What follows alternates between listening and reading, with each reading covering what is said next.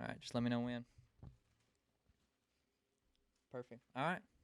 Well, Jordan, thanks for being here. We got Jordan Dude, Rowe thanks sitting for down with having me. us. Thanks No for problem, having me. bud. I'm pumped. Dude, thank you, man. First one.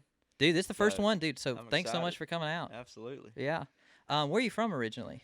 So I'm originally from Adel, Georgia, Okay. which is right at the bottom. I mean, if you ever driven down 75, you'll go right through it. It's almost in Florida. Oh, so you're real Um, close to Florida then, yeah, the beach super and close, everything. like 30.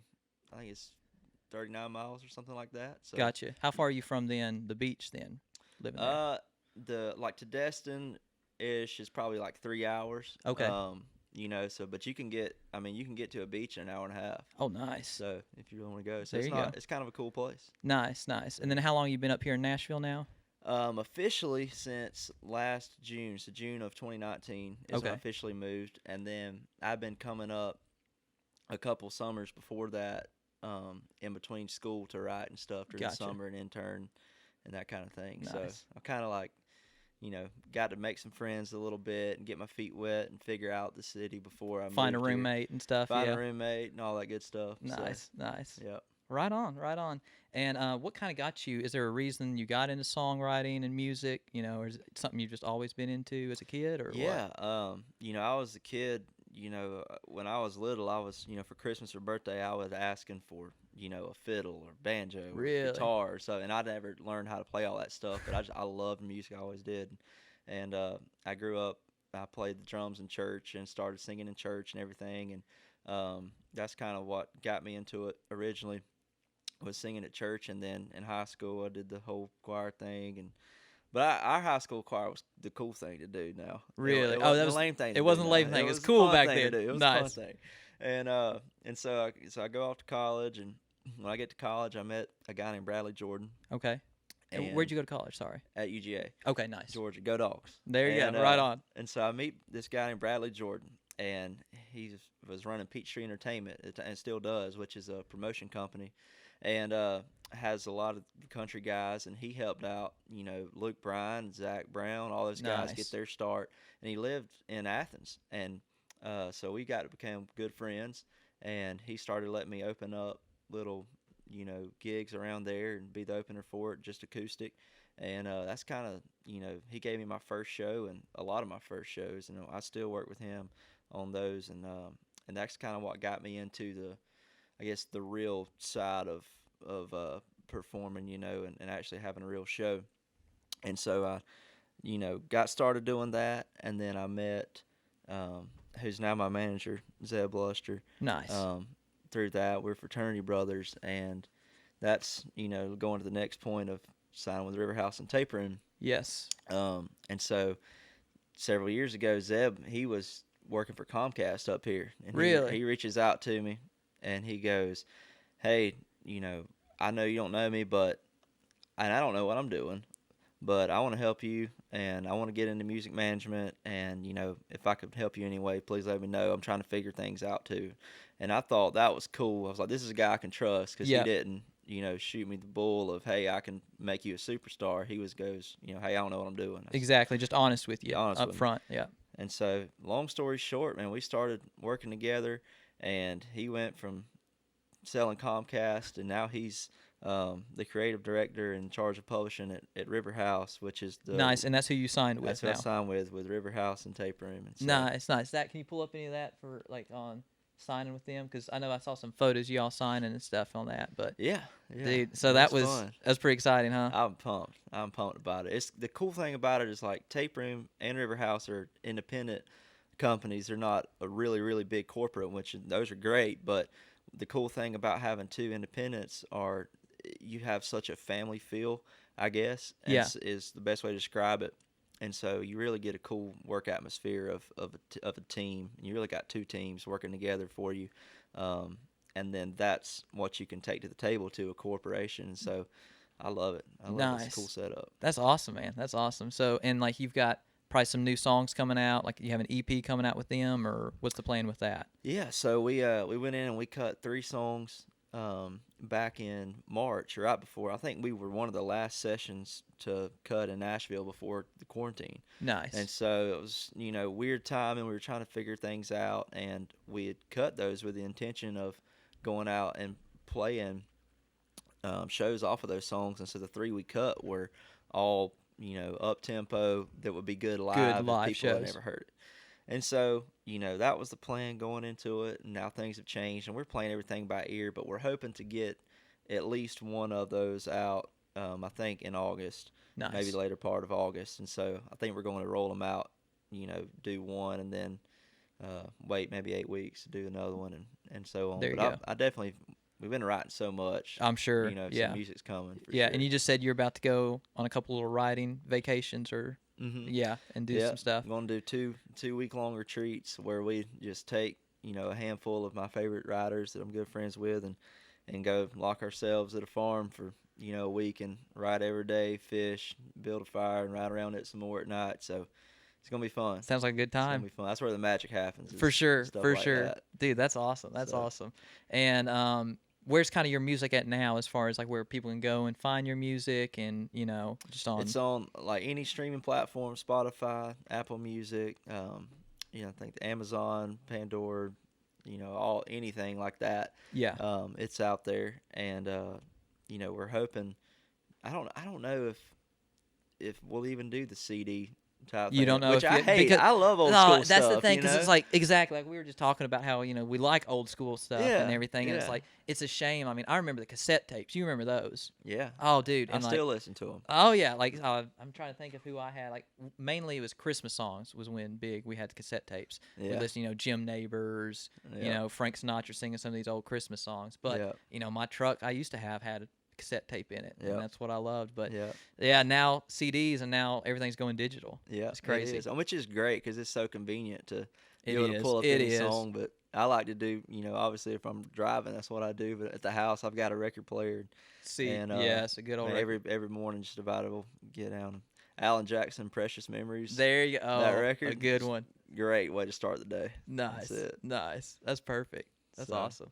And then obviously you're a big outdoors hunting and fishing guy. absolutely. And I know you were Absolutely. just on this spring with what were you doing? I saw that you had some turkey hunting stuff going on. Yeah, And the tell us a little bit about that. Yeah. so it was the Outdoor Channel's Country Outdoors Turkey Nice. Tour is Right what on. that was called, and so what it was meant to be or originally planned was going to be a 10-week turkey tour. Start out in Florida Yep.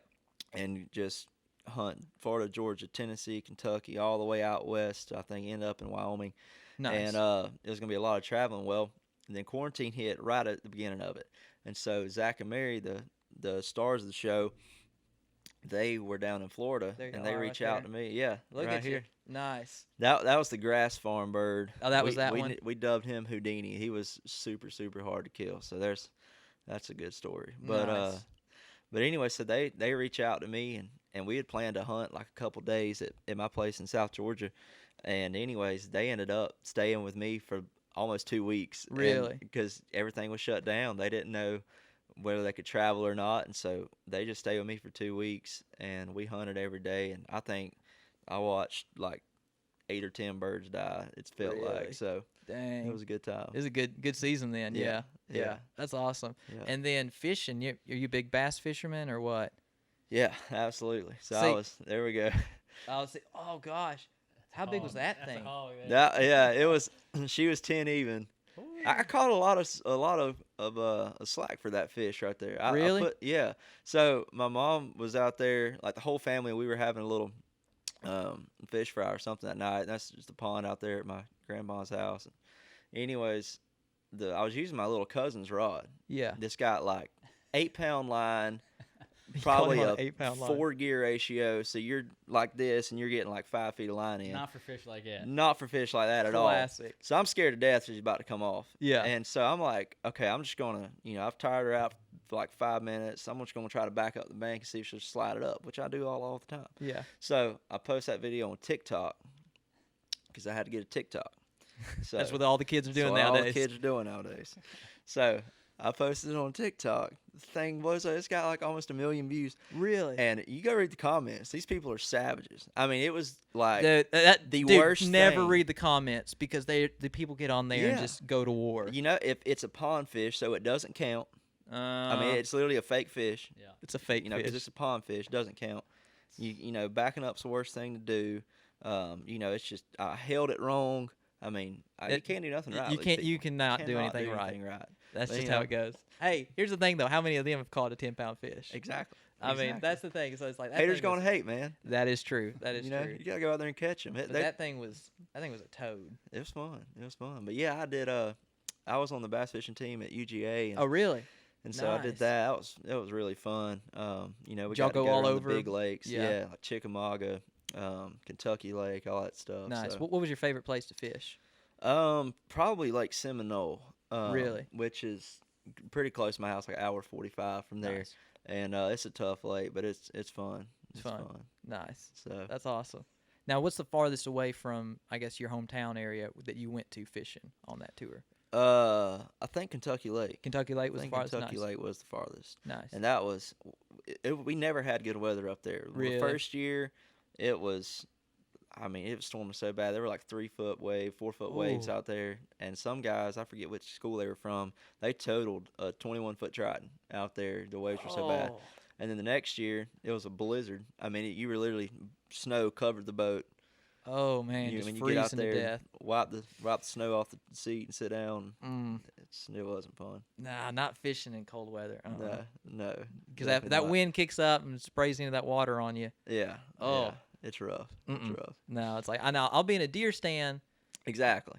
and like Exactly. just sitting there. I'll be Or- fine with that. Or duck blind. Yeah. See, are you a Yeah. big duck hunter? I'm not a big duck hunter. I love duck hunting. Really? I love duck I hunting. love duck hunting. Yeah. See, all right. Y'all are gonna have to take me then because like I just never gone really, It's so fun. and so It's the most consistent fun because it's like deer hunting is the most rewarding because you put in all the work for this Yeah. All storied year deer, long. But duck hunting's like it's gonna be a good time Yeah. every time. And because so- I mean a lot of times you just go with your friends, you just hang out, you're chit chatting in between, and like I could see how it could be a lot of fun for yeah, sure. for sure. And it's like I'm just getting into the kind of the big water duck hunting. Like growing up in South Georgia, there's just mainly wood ducks, and you go Gotcha. to a beaver swamp, and you stand there by the tree and at daylight, and in 15 minutes the whole thing's over, and you're at Waffle House at 8 o'clock. So- Really? and out there, it's like an all day thing. They come cook you breakfast in the blind, and I'm like, it's a big deal. So I'm Ooh. getting used to that. I was about to say that I sounds like pretty it, good. though. That I kind of sounds- like it. I can get down with I that. can Yeah. get used to it. Oh, for sure. sure. For sure. For sure. That's awesome. So, but yeah, let's talk a little bit more about tape room. Click on that photo Okay. there, Zach.